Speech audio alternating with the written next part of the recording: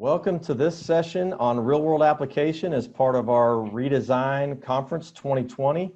With me today, I'm so excited, bringing to you from Basehor-Linwood High School, Jared Furhman. He's the principal at Basehor-Linwood High School, and Jayme Breault, she's the gifted coordinator at Basehor-Linwood. Super excited to be diving into this topic with Jared and Jayme. My name is Jay Scott. I'm the secondary redesign specialist here at KSDE. And we're coming to you virtual this year for our redesign conference for obvious reasons. So we're just gonna dive right into the topic on real world application today, and glad you are joining us. So when we're talking about redesign, just to kind of set the table a little bit, when people ask us what is school redesign in Kansas, we show them this graphic. It's based on 4 redesign principles that were developed through the feedback that was culled from all across Kansas through the community conversations when Dr. Randy Watson and Dr. Brad Neuenswander back in 2015 and getting into 2016 went across the state and had community conversations and asked Kansans from all areas of the state, what would you like to see in your school? And so these 4 principles were distilled from that feedback down into areas of that schools, when they're redesigning, we ask them to redesign and build around. So you have student success skills, which are all your different success skills like academic and technical, employability, with an emphasis on social emotional learning. That came through loud and clear. We're talking about personalizing learning for each student. No longer are we beheld to the factory model style of school. We're looking at flexible individual learning plans for kids. We also heard loud and clear that family, business, community partnerships are very important. And these need to be partnerships that are mutually beneficial, not one-sided, but really build both the community and the school at the same time. And then the last redesign principle, and the one we're going to dive into the most and focus on today, is real world application. Project-based learning, internships, civic engagement that makes learning relevant. I always think back to my days as a coach. There's practice and there's games, and many of us, either coaches or players, probably don't enjoy practice nearly as much as we enjoy the games.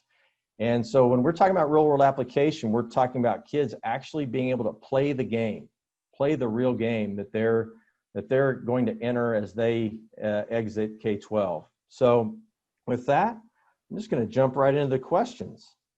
So Jayme or Jared, doesn't really matter who wants to start off, but if you could tell us a little bit about Basehor-Linwood's journey in developing a model that really focuses on real world experiences for students. Yeah, so I'll get started here, Jayme. But we're to go back a little bit, Jay, and I'll try to keep this short. But we're a Gemini 1 school, and so I think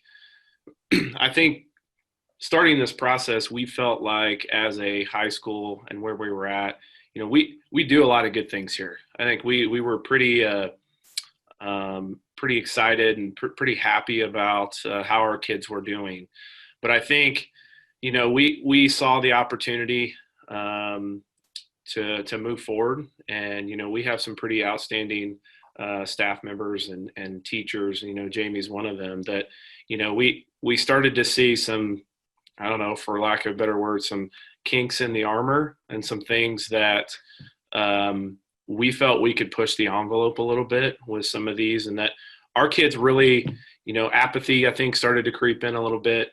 And we wanted to talk about motivation. And so, we went back to that main piece of what redesign's all about, and what our kind of mission statement is we want every student to find their why. And that was something that we really focus on and have continued to focus on each and every day. And so we basically took the opportunity. I think we got permission to say, here you go. And to put it bluntly, I guess, we got permission to fail. And so I know people don't like to hear that, but we took a team of teachers and we said, this is what we're going to do. And we had some outside entities come in and kind of give us a little bit of a push and say, here you go. And then our group of teachers came up with this model along with students. We hired some people. We hired our career counselor to start connecting internships.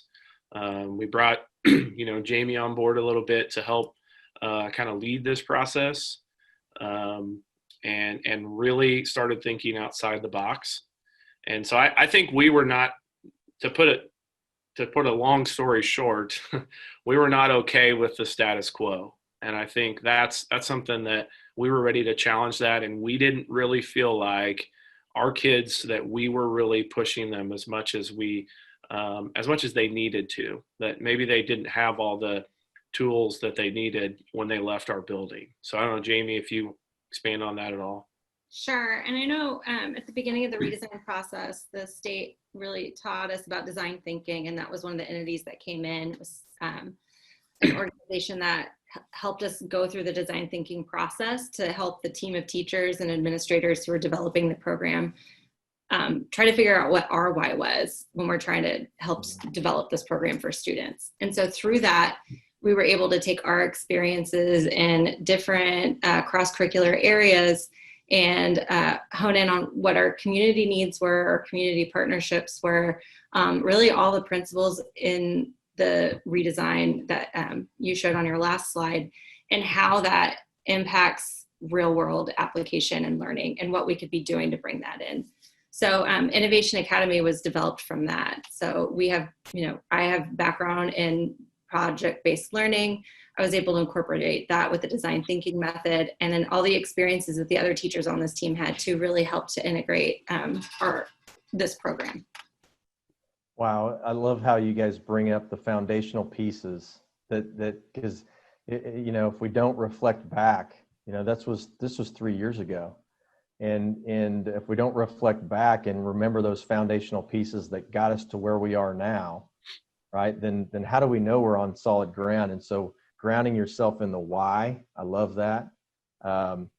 Talking about design thinking, Jayme, and how you can use that with the Innovation Academy, but you can also use it with any type of process, and kids can use it. Mm-hmm. And Jared, bringing up the fact that how you involved your students in the creation of this, I think is a calling card for what's going on there at Basehor-Linwood High School. As the Innovation Academy was being developed, obviously, when you're talking about something that engages communities and businesses outside the school, but also engages families and students in a different way, and staff, what were some of the challenges and how did you work to overcome them? So I'll be real quick, just a couple things, and then I'll let Jayme talk a little bit more specifics. But I think two of the biggest pieces were, one, communicating with parents, with students, with teachers. What is this? What is the Innovation Academy? And I think that was one of the big hurdles that we kind of had to get over, is being able to communicate that. I think we still have a lot of parents that are like, what's that? And so being able to communicate that, and then I think the big thing is that fear factor. And we found a core team that was ready to go, and we let them go, and we said, here you go, let's take this thing and run with it.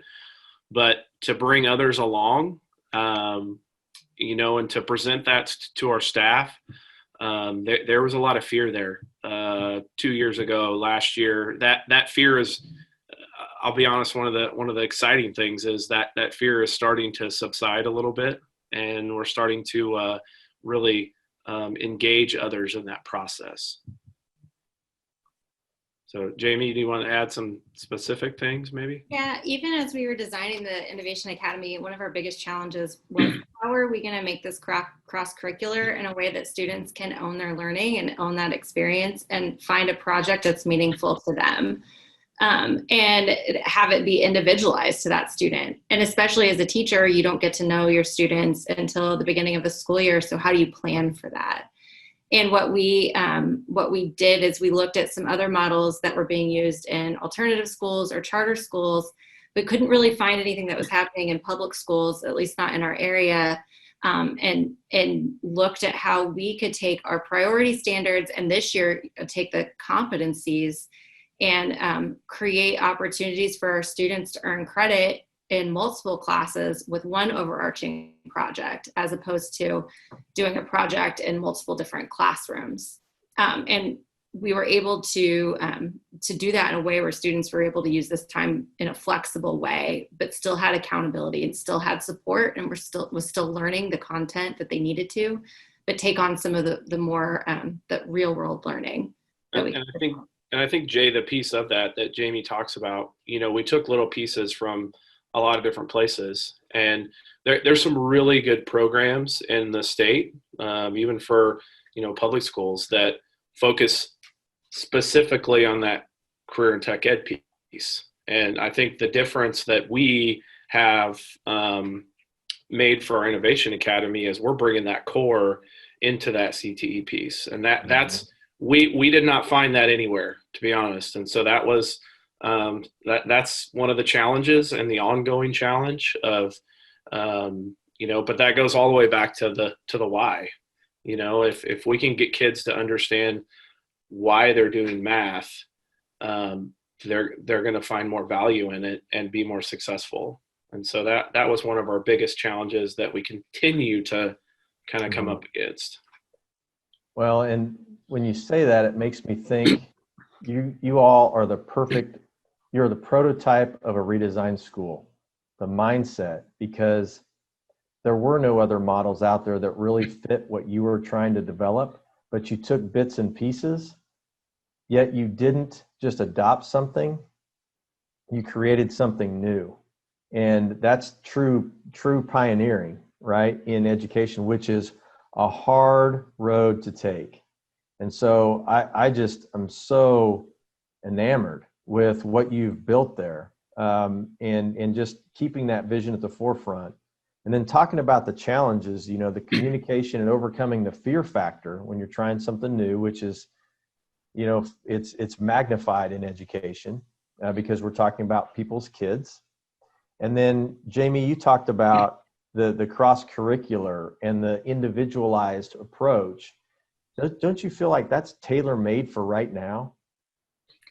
I just want to ask, are kids doing really well right now in the Innovation Academy due to the pandemic and how they're working through this? Yeah, and especially since this is our second year now, the students who were in Innovation Academy last year, they are flourishing. They're able to take this, and you can see their adaptability and flexibility in other areas, not just in Innovation Academy and their projects.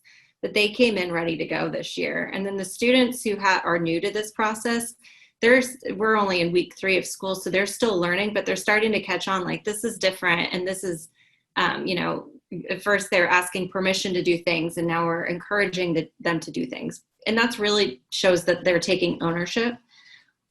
We're on a hybrid model, and the kids are only here 2 days a week, but we're looking at this as an opportunity for them to be working with community partners.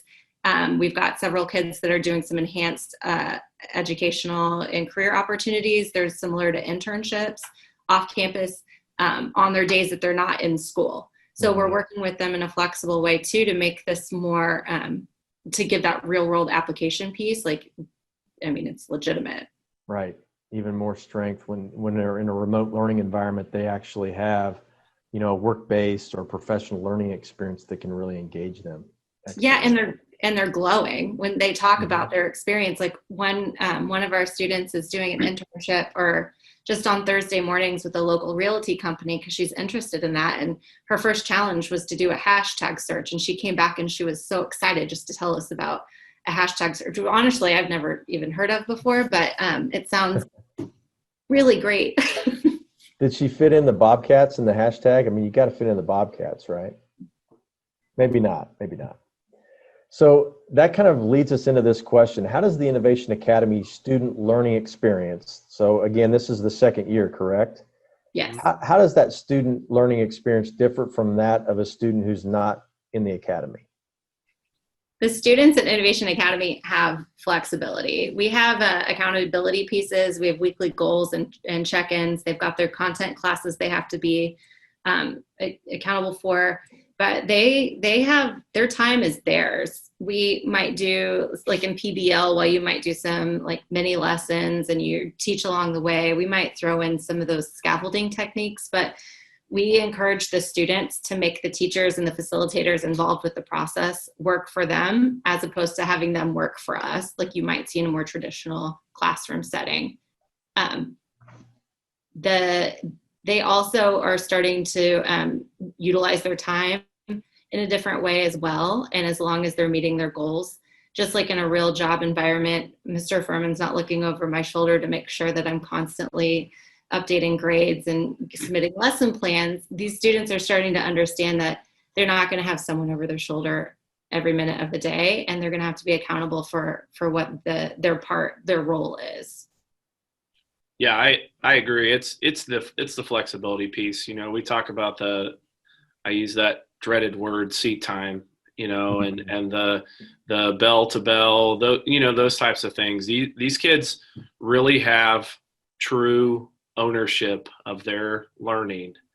And, you know, as we begin to push that next level of pushing that into the rest of our building, and I think we're starting that process. You know, it's and maybe we've already taken the next step of starting that, but I think the flexibility piece has been huge. And you know, we found that that wasn't for every kid. You know, we had kids last year that went through that program, and yeah, that's not for you. You know, you need more structure. This flexibility and trying to hold you accountable didn't work. But flexibility, Jamie's right. Flexibility is the big piece that of that learning experience and how it's different. And the students who are high achieving, I feel like have been struggling with this the most. They want to be told what is going to get them that A, and they just want to do it. And that's not how Innovation Academy operates, nor is that how they're going to operate in the real world. So that's been a very real world application for us, especially as a gifted facilitator working in the Innovation Academy, going through that journey with these students, looking at them as they get frustrated and telling them it's going to be okay, but I'm not going to tell them the answer, and they're going to have to push themselves a little bit forward to be able to be okay with it if it doesn't turn out the way they want it to. And it's also been really great to see students who normally blend into the background kind of rise to the top in a lot of ways too. There have been a lot of students who report being quiet or disconnected, and they feel like this has given them some voice in their learning, and it's helped them connect to what they want to do long term. Yeah, those kids that have learned to play the game, and talking about playing the game, play the game of school really well, and then now you guys go and change the rules in the middle of the game. Of course, there's going to be, yeah. So that's a great insight. Okay, for both of you, what gets you most excited about the future of Basehor-Linwood High School and the Innovation Academy? I'll go first on this one. Okay. I think as we continue to see more students who take Innovation Academy as underclassmen, seeing them develop and seeing what they're going to be what they're going to be capable of doing long term. They could start a project their freshman or sophomore year and they could continue it, or they can take what they've learned as an underclassman and really to build something that might look a little different, but those skills that they're learning are going to be key to help them be successful later on. Also, just to see the growth in the amount of classes that we're going to be able to offer, and the collaboration that it offers to the teachers as well. So I'm going to think big picture here. So I think the excitement for me is all those things that Jayme said, and then it really, I just feel like if we continue to push the envelope Like it really is going to change education. Like I mean that in, I'm okay being the school that other schools look at and are like, what are they doing over at Basehor-Linwood? You know, and how are they able to do those things? And that's exciting for me, for our students and for our teachers, and to see, you know, our group, our core group that's been working this year, we've been able to, you know, one of the challenges we had before was staffing, and there's still struggles with staffing, but I think we were able to build that schedule to give them more of that collaboration time, to give them more of that opportunity to speak with other departments and to really start to look at, you know, how that's going to affect us in the future. We had the opportunity to meet with our district office and district administrators to talk about how do we start having this conversation at the elementary and at the middle school and really start to push the envelope. And so I guess it really gets me excited because it really is, like you said, Jay, like it's really redesign, like it's true redesign. And to go back to what I said at the beginning, I don't know that we really needed to, like we were doing some really good things. Like we had a good school here. And I think this is one of those opportunities that allows us to be a great school, if that makes sense.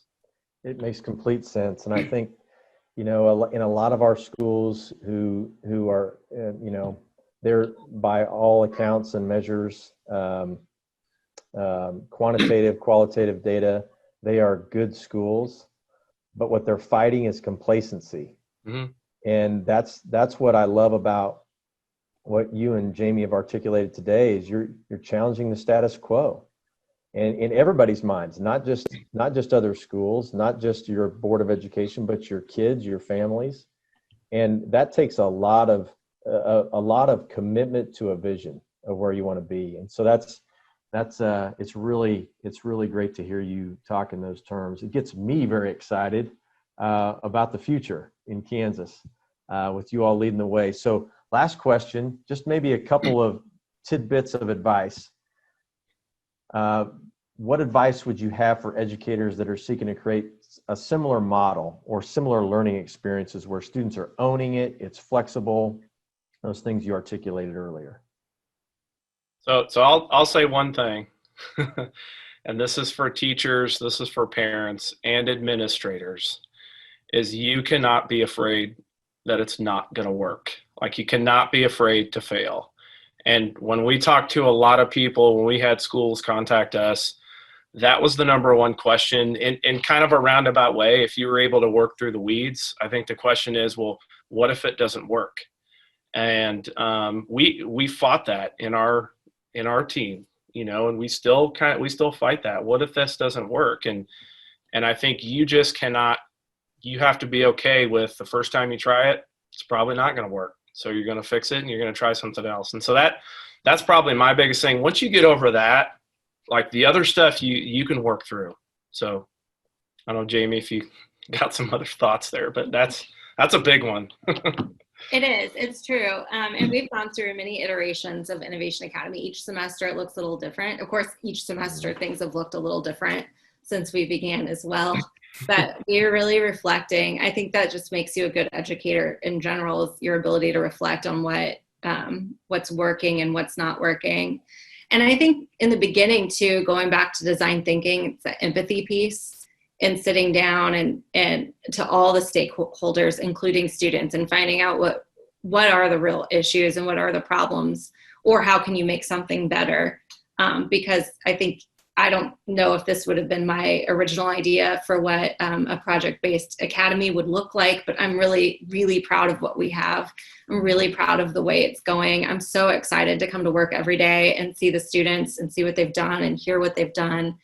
Even in a pandemic, it's really inspiring to see the way that they're thinking and to see them change the way that they're thinking about things to try to solve problems and be a force to reckon with later on in their lives. Yeah, and I think, you know, I heard somebody say the other day, never let a crisis go to waste, right? And I think that's really something that really kind of captures that whole idea of you can't be afraid to fail. Love that, Jared. And true reflection is true learning, Jayme. And I know you know that, being a PBL and a PBL teacher and a gifted coordinator. I think that reflection piece and the idea that what we're building is not static. It's fluid. It's constantly changing. We're constantly improving the model and using that design thinking. You all were way on to design thinking, I think, before we really got into it at the state level. And so it's the more that we can promote the idea of using that process in our schools, the better off we're all going to be. So thank you so much. We're going to end with a call to action here. Harkening back to the beginning of this conversation about playing the game, look for ways to allow students to play the game in addition to practice. There's a lot of practice in our schools, but where are the opportunities where students can actually play the game? And I'm not talking about football and basketball. I'm talking about math. I'm talking about science. I'm talking about all our content areas. How do students actually get to play the game in a real way, in addition to the practice that goes on? Jayme and Jared, thank you so much for joining me. It was a wonderful interview. I learned so much. And again, we're so proud of Basehor-Linwood High School, and not only the Innovation Academy that's been built, but all the other programs that have been built through the process that are model programs.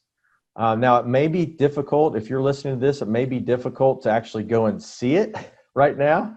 But I know when that opportunity presents itself, please take that opportunity. I know that Jared and Jayme, they're very welcoming there at Basehor-Linwood High School, and would love to have you come visit or just contact them. So this video, along with others, are part of the Redesign Conference. You can go to ksde.org and search for the Redesign Conference 2020 to find other videos like this one, and also some resources that back up this content that we've presented today. So this is our last slide. Here's Jared and Jayme's contact information if you want to contact them about the Innovation Academy or any of the redesign effort that's going on there at Basehor-Linwood High School and is continuing, as you heard from Jared and Jayme. So again, Jared and Jayme, thank you so much. I appreciate your time. Everyone, thanks for listening, and have a great rest of your day.